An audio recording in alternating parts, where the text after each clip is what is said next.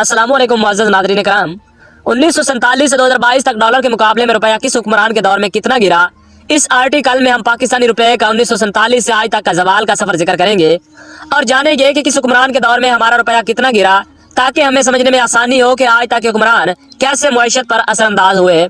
आप सबको ये जानकर खुशी होगी कि 14 अगस्त 1947 से 1953 में जब पाकिस्तान मुअर्रज़ वजूद में आया और कायद आज़म मोहम्मद अली जिन्ना रहमतुल्लाह अलैह पाकिस्तान के पहले गवर्नर जनरल बने तो $1 1 रुपए का था और उनके दौरे हुकूमत में करेंसी मुस्तहकम होने की वजह से रुपए की कदर $1 ही बरकरार रही।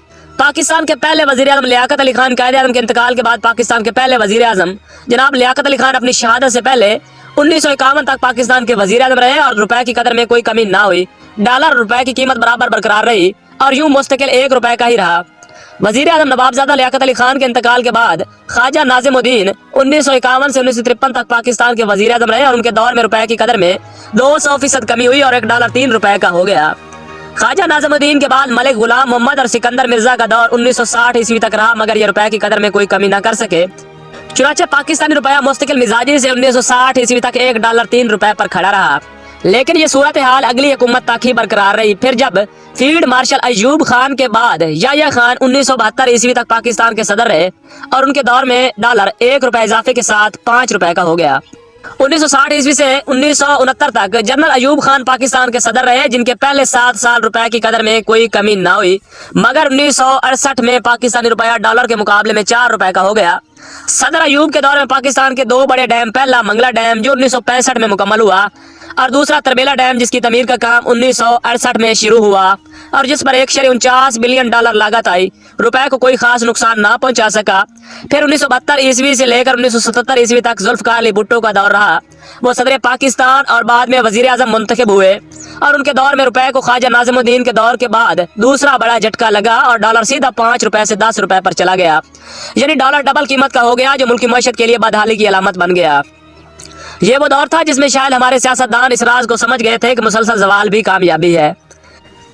फिर 1990 से 1993 तक मियां नवाज शरीफ पाकिस्तान के वजीर आज़म रहे और उन्होंने भी कामयाबी का सफर बकौल जॉन मिल्टन ज़वाल की शक्ल में जारी रखा और अपने इस 3 साल दौर में डॉलर को 22 से $30 तक कर दिया।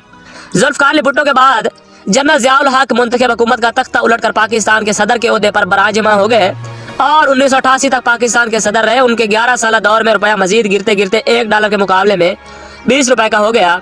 सदर ज़ियाउल हक का 1 हादसे में उनका अचानक इंतकाल हुआ, तो उसके बाद मोहतरमा बेनज़ीर भुट्टो 2 साल तक पाकिस्तान की वज़ीर आज़म रही और उनके दौर में डॉलर 20 से $22 तक चला गया।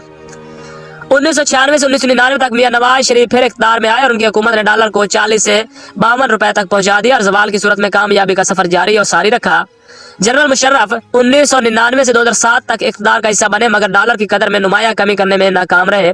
उनके 10 साल दौरे हुकूमत में डॉलर सिर्फ $9 इजाफे के साथ $52 से $61 तक गया। उसके बाद 2007 से 2012 तक पीपल पार्टी एक दफा फिर हुकूमत में आई और तारीख में पहली दफा किसी सियासी जमात ने जरदारी साहब की सदारत में 5 साल मुकम्मल किए और डॉलर को $61 से $100 तक पहुंचा दिया। और साथ ही 1947 से 2007 तक पाकिस्तान ने जितना कर्जा लिया था, उन्होंने अपने 5 साल दौर में इस कर्जे को डबल करके पाकिस्तान की तरक्की में एक ऐसा बूस्टर दिया जो तारीख कभी फरामोश नहीं करेगी। सदर आसिफ अली जरदारी के दौर के बाद मियां नवाज शरीफ तीसरी मरतबा इख्तियार में आए और मुल्क की तारीख का सबसे बड़ा कर्जा लेकर कौम को कामयाब कर दिया और साथ ही डॉलर को 120 तक करके हमें ज़वाल में कामयाबी के नए रास्तों पर गामजन कर दिया।